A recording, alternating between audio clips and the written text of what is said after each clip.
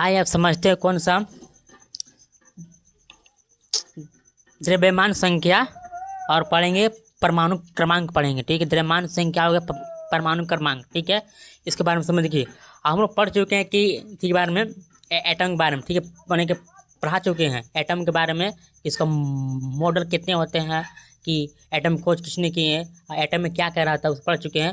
अभी हम लोग पढ़ेंगे एटॉमिक मास के बारे में, एटॉमिक नंबर के बारे में। ठीक है, समझते हैं। ठीक है, देखो पहला हम पढ़े कि एटम कैसे रहता है। एटम गोल है, कहा है एटम गोल। इलेक्ट्रॉन का करता चारों चक्कर लगाता है। ठीक है, बीच में नाभिक रहता है।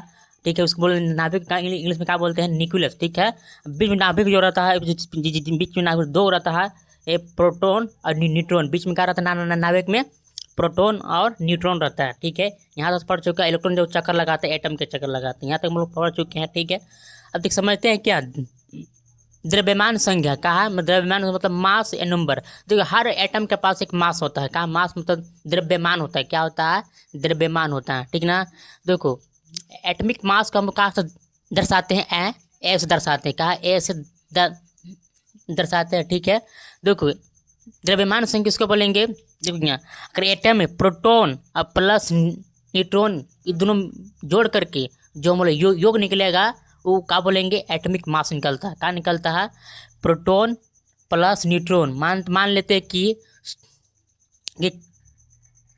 कार्बन के प्रोटॉन कितना 6 है और न्यूट्रॉन कितना 6 है, तो ये दोनों जोड़ के कितना आया, 12 आया। जो 12 निकला ये तो तुम्हारा क्या हो गया, एटॉमिक नंबर मतलब मास नंबर आ गया। मतलब एटॉमिक नंबर का सकते हैं, मास नंबर आ गया। ठीक है, मतलब ये दोनों जोड़ करके जो है प्रोटॉन प्लस न्यूट्रॉन जोड़ कर जो हम लोग निकलेगा उसको बोलेंगे एटॉमिक मास कहेंगे। ठीक है, अगर निकालना है तो ए बराबर जेड प्लस एन का, ए बराबर जेड प्लस एन हो गया, बराबर जेड प्लस, ये निकाल सकते हम जोड़ सकते हैं। में कहा जोड़ सकते हैं। ये जो ये एटॉमिक मास है, कहा एटॉमिक मास नंबर। देखिए हाइड्रोजन के 1 होता है मास होता है, हीलियम के कितना होता है 4 होता है, लिथियम के 7 होता है, बेरिलियम के 9 होता है एटॉमिक मास। ठीक है, कार्बन के 12 होता है, अब नाइट्रोजन कितना होता है 14 होता है, ऑक्सीजन के होता है 16 होता है, फ्लोरीन के होता है 19 होता है, और नियोन के होता है 20 होता है, और सोडियम का 23 होता है। मतलब ये कहा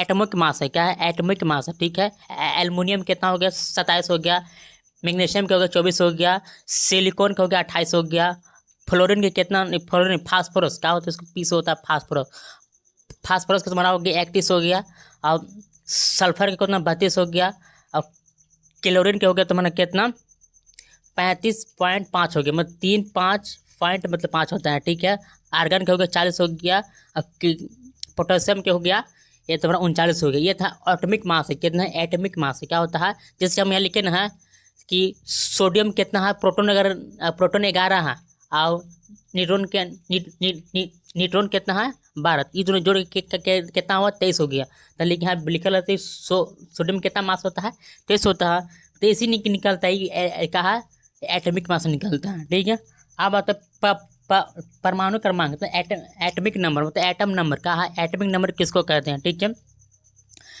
जो अगर में क्या है, प्रोटॉन बीच में रहता है। ठीक है, प्रोटॉन एटम के नाभिक में रहता है, प्रोटॉन और इलेक्ट्रॉन ये दोनों की जो संख्या जो है बराबर रहता है। मतलब कि प्रोटॉन बीच में रहता है, इलेक्ट्रॉन चारों को चक्कर लगाते हैं, इसको जो संख्या जो होता है बराबर होता है। ठीक है, क्या होता है, बराबर होता है।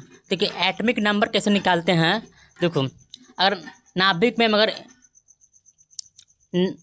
अगर प्रोटॉन 6 है, क्या है प्रोटॉन और नाभिक में अगर प्रोटॉन 6 है तो जो एटॉमिक नंबर क्या हो जाएगा 6 हो जाता है। क्या होगा 6 हो जाता है। जैसे कि हम लिखा है कार्बन के नाभिक में कितना 6 प्रोटॉन दिया है, तो 6 प्रोटॉन आया उसको बोलेंगे एटॉमिक नंबर।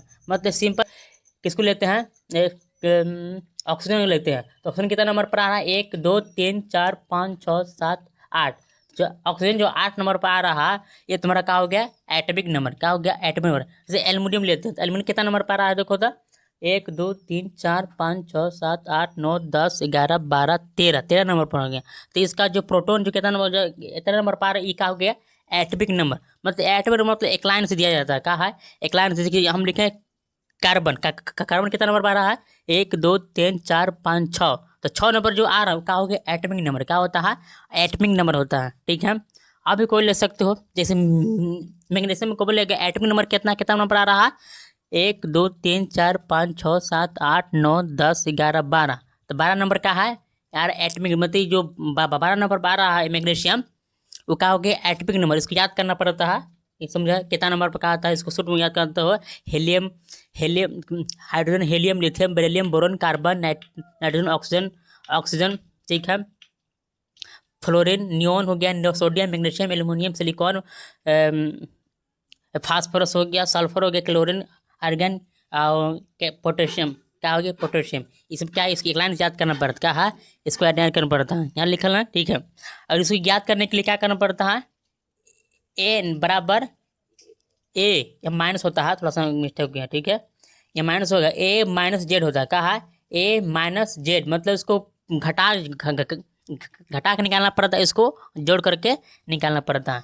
जैसे हम लिखे हैं क्या सोडियम के लिखे क्या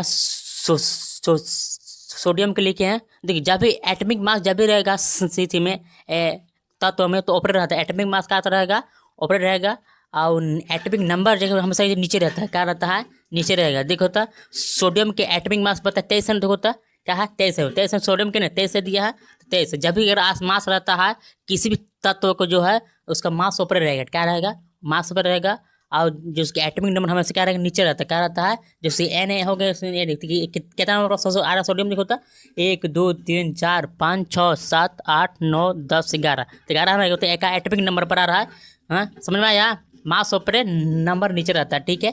इसको ए से दर्शाते हैं, इसको एटमिक नंबर का दर्शाते हैं जेड से दर्शाते, क्या है जेड से दर्शाते। ये तुम्हारा था का एटमिक मास और एटमिक नंबर के बारे में था।